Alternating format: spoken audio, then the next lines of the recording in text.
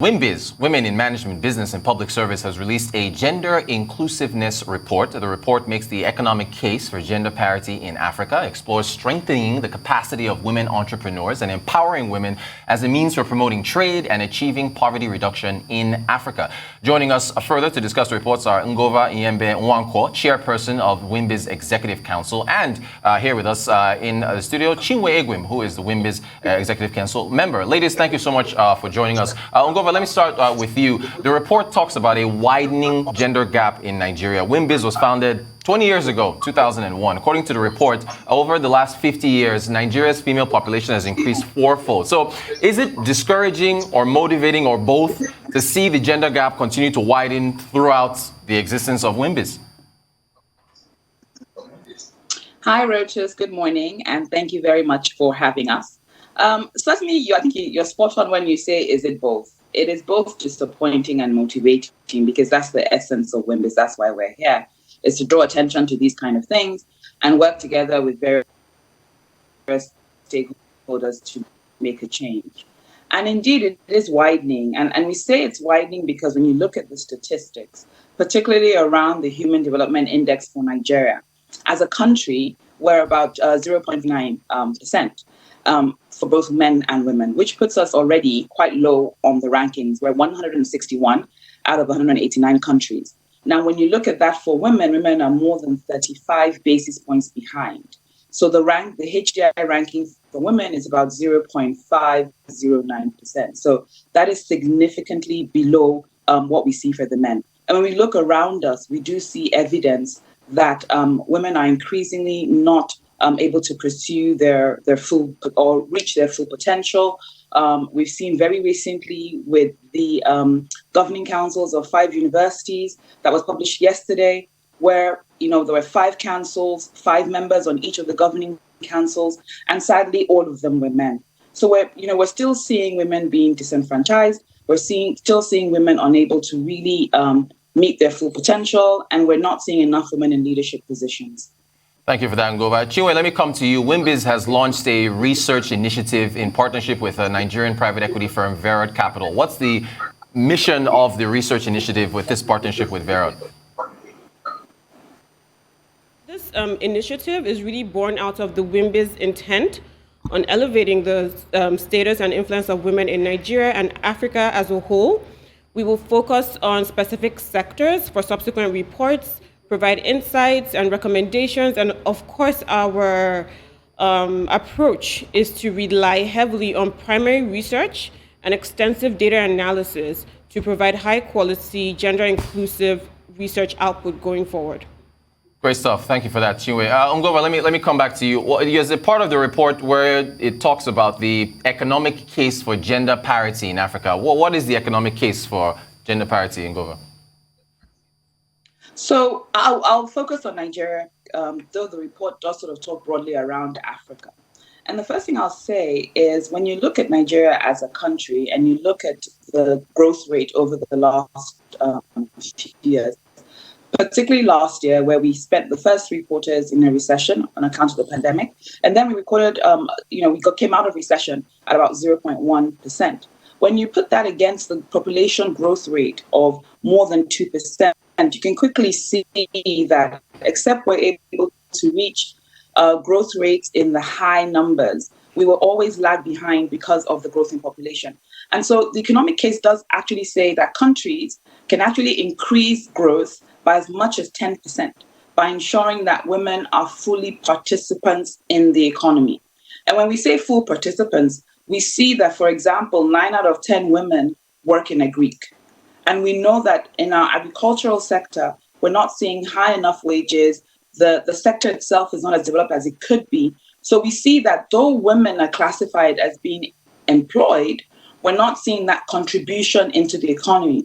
But if we were to take the recommendations from the report to really ensure that we're looking at inclusiveness and we're making sure that women can thrive in all sectors of the economy, I dare say that Nigeria can actually leapfrog many of the other countries that we're competing against and really then begin to see positive growth that correlates with our population growth. Of course, the case again is that the more women you have in employment, the less you will see that population growth, grow. So, there are a number of factors that really speak to the fact that the economy stands to benefit from having women at the table actively participating. Great stuff. Thank you for that, Ngover. Chinwe, let me come back to you. There are some recommendations in the report aimed at achieving gender parity, the mission for gender parity. One of them is shaping attitudes. How do we successfully shape attitudes towards that cause in a nation like Nigeria, even beyond? Okay, so a clear method that was highlighted in the report is via better media representation of women. So the media has a role to play with regards to projecting better representation of women, as media is able to educate people through their platforms, laying a foundation with regards to changing behavior or with regards to behavioral changes. So that's one method that was covered extensively in the report. Great stuff. Ngover, let me come back to you. Who are these recommendations in the report aimed at? Is it the public? You mentioned the governors earlier. Is it the public and private sector? And how do you measure if those recommendations are being followed?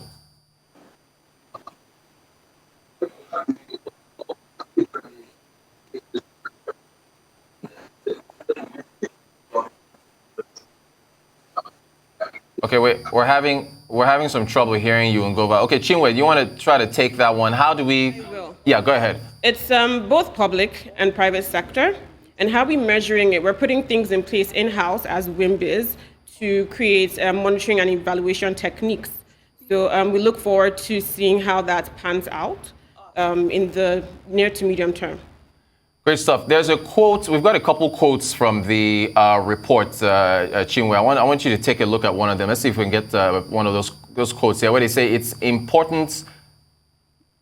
important to note that African countries have implemented the most number of reforms promoting gender equality in any region globally, with 71 reforms over the past decade. Most of these reforms were geared towards laws affecting gender-based violence. However, most countries in the region do not reflect their commitments as expressed in the numerous international conventions and treaties they're party to. How do we improve on that? Well, Ruth, the thing is that African countries do not suffer from a lack of reforms or policies. It's really, the challenge has been effective implementation of what policies or reforms that they've been able to, create. And so in a nutshell, to answer your question in a nutshell, I would say that effective, well-targeted policy implementation is required. Great stuff. Ngover, do we still have you? I want to ask you about strengthening the capacity of women entrepreneurs. I'm still here. Not sure you can hear me. I can hear you. Go right ahead. Go right ahead. Yes. So Wimbiz has a number of programs, and we work with a number of stakeholders. Increasing capacity really goes across, one, making sure that they're able to have the resources for their businesses. And the resources could be financial, it could be intellectual, it could be human capital. And so we provide a number of opportunities for training, we provide mentorship. We also encourage the government and private sector to actively intervene in the sectors, looking at their policies to make sure that there are no gender biases, and then making sure that they are actively monitoring and watching to ensure that women get the same opportunities that men do. Great stuff. Okay, I guess we've only got a minute to go. So, Chinwe, I'll end with you. 30 seconds. What's the outlook? Are you optimistic about your mission goals with what you're planning to achieve? I didn't hear your question. Am I optimistic with what? About your mission goals at Wimbiz and what you're trying to achieve. Of course I am. We are placing a lot of effort, and we have a lot of things put in place. And so, yes, I am very optimistic with regards to our mission. Fantastic. Yes.